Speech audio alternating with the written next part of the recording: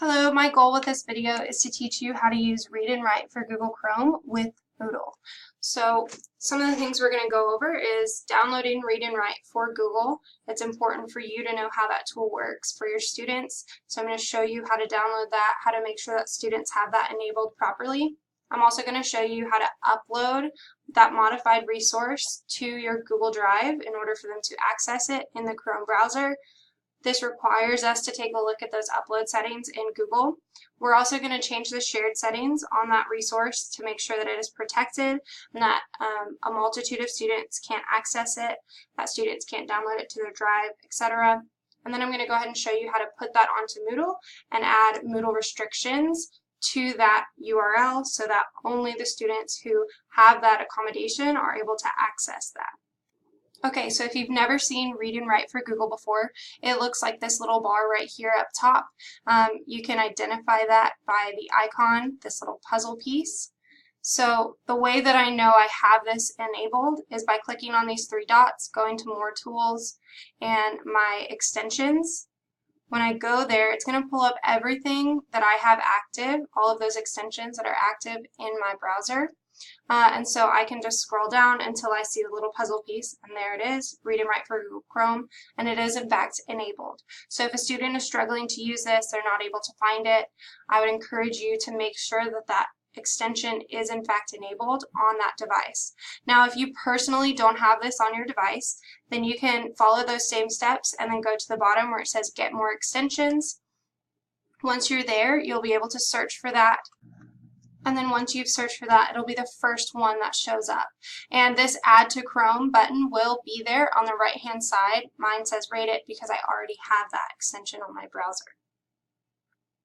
The alternative would be to just go to Google, search extensions, Read and Write for Google, and it will be the first one that pops up, which will take you to that exact same screen that I was just at, where you can add that to your browser. The next step after you ensure that you have the extension on your browser is going to be to modify whatever resource you have created for your students. So if that's a test, you'll create the modified version. You can create that in Word, you can create that in a Google Doc, a PDF, whatever is easiest for your purposes. But once you have that, then you're going to want to save it onto your computer. Now obviously if that's a Google Doc, then it's already going to be in your document in your Google Drive. And you can skip some of these next steps, but it's valuable information to have in terms of uploading documents anyways. So once you have that modified document and you're ready to upload that, you're going to go to your settings, and depending on whether or not you want to convert that into a Google Doc, you will check this button. So if you want a Word document, for instance, converted to a Google document, then you'll want to make sure that this is in fact checked. If you want it to stay as a Word document for whatever reason and not convert it, then you will uncheck that. I'm going to go ahead and make sure that mine's converted because I know that the formatting will be correct regardless. So now that I've done that, I'm going to go to upload this to my drive. To upload that modified document, my next step is to click New, File Upload, and I've already unchecked the setting. I've saved this document on my desktop, so I'm going to select it, I'm going to open it, and because I unchecked the setting for this to convert, it will go into my drive as a Word document. So I can even just search for that at the top. There it is. And so when I click there, you can see that it is in fact a Google document. Now that I have this in my drive, I can change those shared settings on this document to make sure that my students will be able to access it. When sharing a document that you want your students to use for Read and Write for Google, the first thing to do is to click the blue share button at the top right-hand corner, and then you're going to go in and change those advanced shared settings. So by clicking that blue change button, anyone at NISD with the link can view. You don't want them to have the ability to edit or comment, so we'll make sure that they still have access to only view that document. And then I'm going to click Save, and we have two more steps. These two checkboxes right here are very important to protecting this document. If you don't check these, students will have the ability to download it, to make a copy, to add other people to the document. And so it's important for you to protect this so that students can't see that modified version who aren't supposed to, or so that students who have not yet taken the test don't have access to that until you want them to have access. So you do want to go ahead and check both of those. Prevent editors from changing access and disable the options to download, print, and copy for commenters and viewers. And so you will go ahead and save those changes. And once you've done that, this is the link that we will share in Moodle. I'm going to go ahead and copy that link, click Done, and then open up my Moodle page. And here is where we will integrate this into Moodle. The first step in putting this modified document into Moodle is going to be to turn on editing, and then you want to add a resource. So you have two options in Moodle. You can add an activity or a resource. I'm going to go ahead and add the resource, and it's going to be a URL. It's helpful to know that URL is the last option on the resources. So when I click there, I'll choose URL, click add, it will eventually load, and then I can name that. So one thing to know is that your students will see the name of this document, and they'll also see the name of their group, which I'll talk about a little later.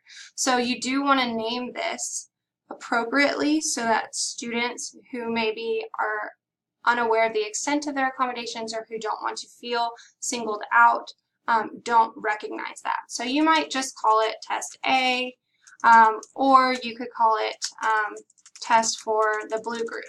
You could use colors to group your students. Once you've named that document, then that's where I'm going to paste the URL where it provides the space for it, external URL. I'm going to change the appearance.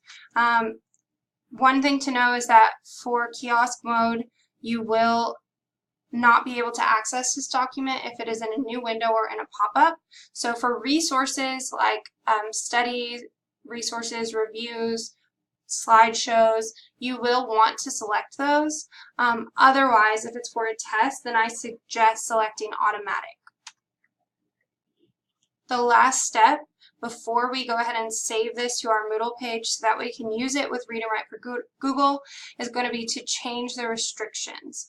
So in Moodle, you have the ability to change restrictions on any activity or resource. You can restrict by a lot of different criteria. So it's easiest to go ahead and change that restriction to group. You can see that I've selected that. Knowing that I have those groups already set up prior to creating this assignment.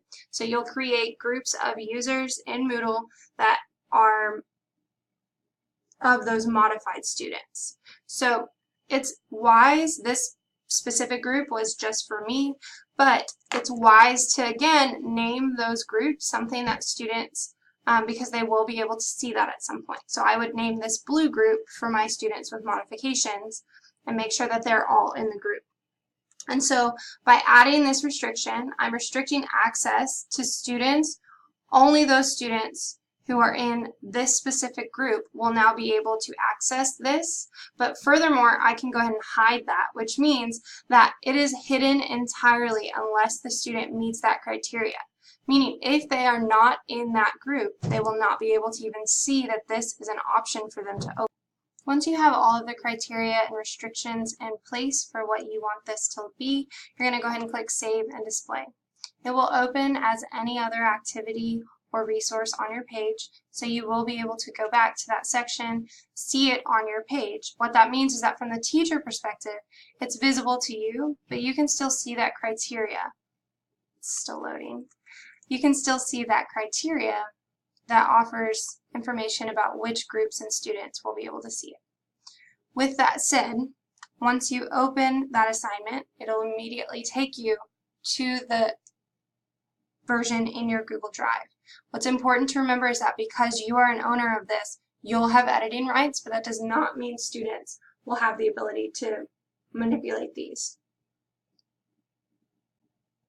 So once the student opens this, they will click to open their Read and Write add-on. They can click play, and it will automatically read to them. If they want it to stop, they'll click the pause button and the stop button. Now, it's important that if you don't highlight anything and just click the play button, it's only going to select a portion of it. You can see the highlight. With that said, students need to be informed that they need to select the portion of text that they want it to read to them, click play, and then once they are done listening to that selection, to choose something else before they select that next piece is to stop and then select the next specific piece that they want read to them and click play again. And that's how they'll be able to use this effectively for oral accommodations.